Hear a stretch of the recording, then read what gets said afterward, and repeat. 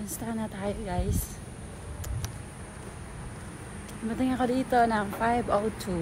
Late tayo ng 2 minutes. And we need to go back in Chumboro Park. And I must reach there 5:30 so that I have 30 minutes to do my workout. I do my dumbbell. Pinawisan na akits. Hindi masyado kasi hindi naman ako nag-run talagang nag-walking lang ako ng mabilis. Kasi nag-voice over ako sa aking video na in-upload sa FB ko. So, shout out pala sa lahat ng mga followers and friends ko dito sa Facebook ko. Magandang umaga sa inyo lahat. And sa lahat ng mga followers ko na mga content creator din, sa mga hindi pa na-monetize at matagal nang inaantay na ma-monetize,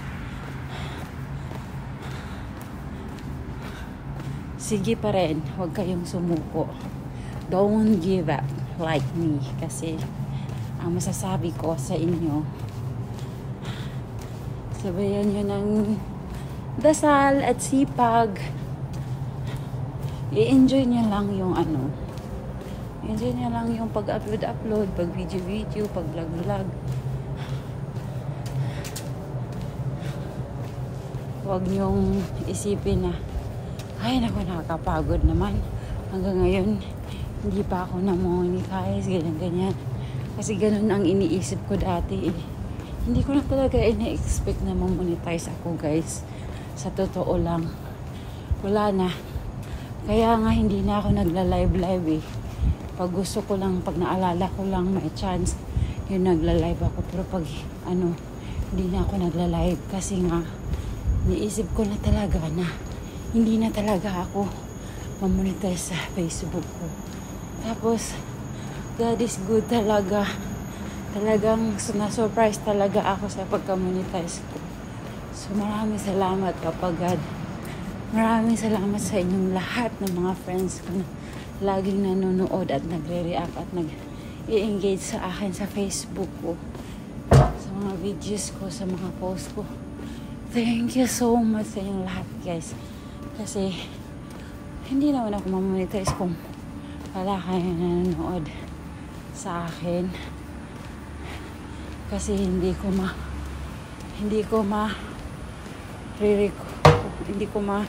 kukumpleto yung mga requirement na kailangan kong para maka-monetize ako sa Facebook ko. So, malaking bagay sa akin yung pag-suporta niyo sa Facebook ko. So, thank you sa inyong lahat, guys.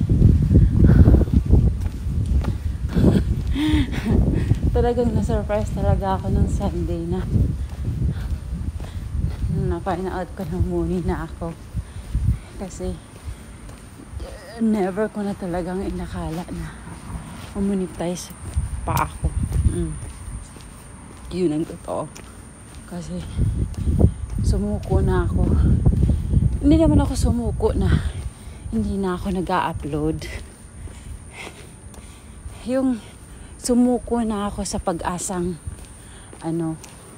ma-monetize pa yung yung Facebook ko. Wala na lang, iniisip ko na lang na it's okay.